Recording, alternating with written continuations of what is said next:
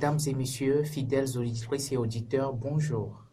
Recevez nos salutations les plus fraternelles dans le beau et précieux nom de notre Seigneur Jésus-Christ et bienvenue dans ce spécial entretien. Au cours de cet échange de ce matin, nous parlerons spécialement de la religion et comme invité, nous avons dans nos murs le professeur Dr Peter Boafo, écrivain ou auteur américain célèbre, auteur de plus de 156 livres sur tous les sujets en sciences sociales, naturelles, de la science formaliste, en humanitaire, finalisation avec un objectif d'unir tous les domaines de savoirs humains. Il a proposé plus de 122 théories nouvelles et visions et solutions sur le futur humanitaire.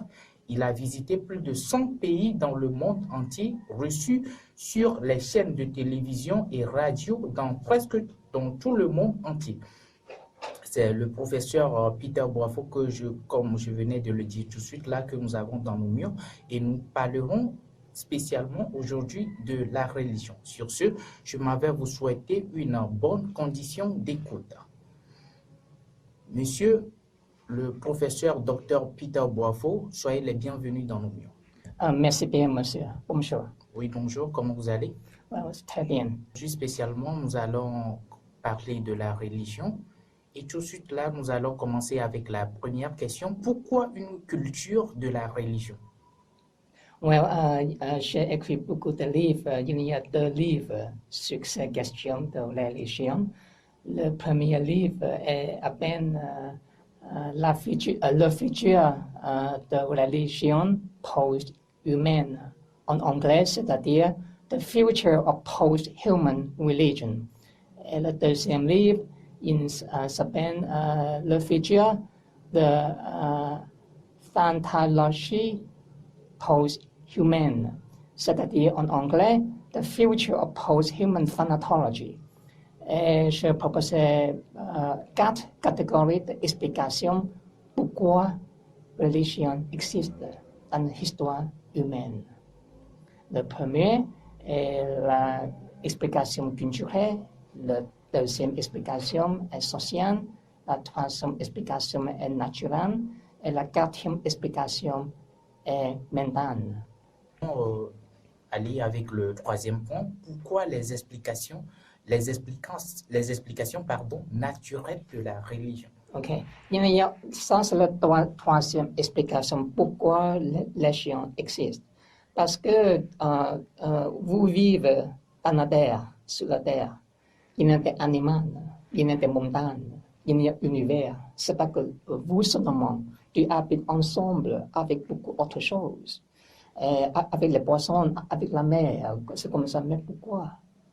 Tu dois donner une explication. Quelle est la relation entre vous, les hommes, et les animaux, les insectes, les montagnes, l'univers, beaucoup de choses. Mais quelle est l'explication? Chaque religion donne une explication. Quelles sont les relations entre les animaux et les hommes? Est-ce que tu peux tuer les animaux, par exemple? Est-ce que tu peux tuer... est-ce que tu peux faire une bombe pour que tu peux exposer, pour détruire les montagnes, si tu veux? Mais quelques religions, il y a quelques explications que tu ne dois pas faire comme ça. Tu dois traiter les animaux meilleurs. Le taoïsme est un autre exemple qu'il croit que tu dois faire un peu d'harmonique relation entre la nature et les hommes. Les hommes ne doivent pas exploiter beaucoup la nature. Tu dois exister un peu plus harmonieusement avec la nature. Ça, c'est une explication naturelle, mais sur les perspectives de la religion. On donne une explication comment tu peux traiter les animaux. En Amérique latine, par exemple, il y a des gens indiens, native Indians. Et quand chaque semaine, chaque fois, quand ils tuent un animal pour manger, ils doivent faire des rituels, cérémonies pour sacrifier. On doit dire merci bien, chien, je ne sais quoi, animal, merci bien pour que tu... Et après, on tue les animaux et mange. Tu comprends pourquoi? C'est religion aussi. on me donne quelques explications pour que tu dois traiter la nature dans une certaine façon. Tu comprends? Oui, merci beaucoup. Maintenant, pour vous, fidèles auditrices et auditeurs de la Fréquence du Salut, nous étions en entretien spécial avec le professeur Dr Peter Borfo et aujourd'hui, nous avons parlé de la religion. Quelles sont les raisons culturelles, les raisons sociales et raisons naturelles et raisons mentales et psychologiques de la religion? C'est de ce quoi nous avons parlé aujourd'hui. Et au micro, vous écoutez bien sûr la voix de votre humble serviteur, Tonton Joseph. Merci beaucoup pour votre attention d'écoute. Et c'est sur ce mot que nous vous disons au revoir. Merci pour votre audition.